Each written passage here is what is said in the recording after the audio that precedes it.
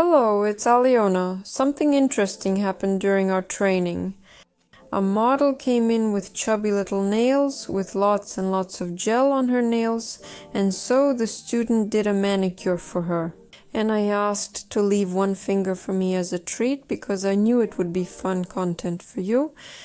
Well, visually nothing really seemed wrong, but of course with my trained eye I could see that there was something not quite right there. Well, to begin with, the cuticle was definitely not an easy one, and the student had to put in some effort. And what about the model? I asked her what had happened, what exactly had occurred. She said that some time ago, give or take, maybe a month and a half or two, basically some time ago, she pinched her finger pretty badly just above the growth zone, so there was an injury. There seemed to be a bruise, but everything seemed fine.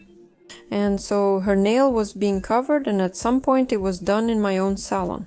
So while there was just a hematoma, because you can cover a hematoma, apparently it was small and everything was fine. Then she went somewhere else. She couldn't come to us, as I understood, or she didn't have time. Basically something went wrong. She went elsewhere a couple of times, which led to this outcome. And what I want to say is, it's not the master's fault. Yes, I'm not going to say that they did a terrible job for her at the other salon, no. The thing is, this injury of hers is just starting to grow out, and it's come out from under the cuticles. So initially there was a hematoma just a little below the actual injury, and it seemed like everything was fine. But then over time it starts to grow out, and this trauma becomes visible as it comes out from under the nail.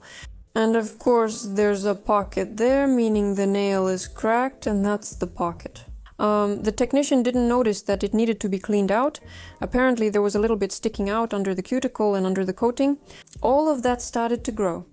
Well, what can I say? There's a hematoma here, there's dirt here. Basically, it's the full set and all the possible troubles you can imagine. We're in for a very fun cleaning, and of course I'll have to refuse to cover this finger. If I'm not mistaken, she said she either has a wedding or some other important event coming up, but we'll definitely fix her up because that's only in August and it's June now, so we have time. And it's quite possible to heal it and get her back on her feet during this time, but maybe it won't heal completely. But we'll clean it up and there will be a chance to carefully fit a prosthesis, but not today. Today we'll leave everything to air out and heal, and here I start working with her in every possible way. That is, we couldn't reach it with the clippers. I had to sacrifice my manicure tools again.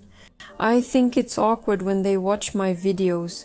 I know they're watching and they cry because I do such terrible things to their wonderful tools. But sometimes there's just no other way and you have to work like this. By the way, I also have some new bits I'm testing here, really cool ones with double blue notches. It has a really cool thread so it doesn't get clogged. That's a whole other cool story. I'll leave the link under the video too. We finished cleaning and refining, and we see that in the middle there was a separation. There's onycholysis due to trauma. But from the middle of the nail to the free edge, the nail is still alive. That means it's attached to the nail bed and it will keep growing. This happens and people often ask me what to do. Don't do anything, just clean it up. Remove as much of the free edge length as possible. I carefully file it down with a nail file as much as I can and remove it.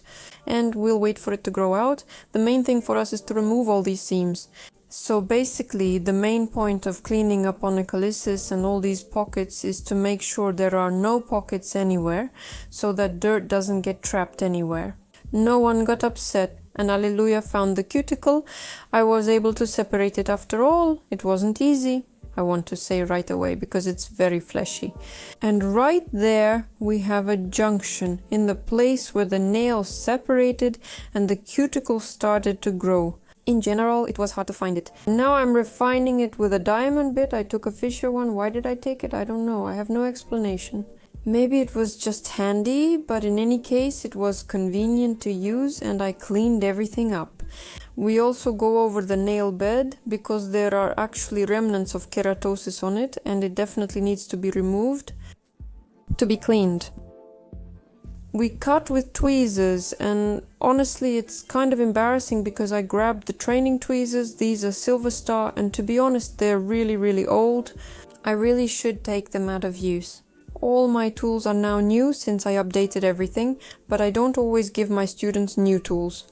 Honestly, I sometimes feel a bit sorry about that.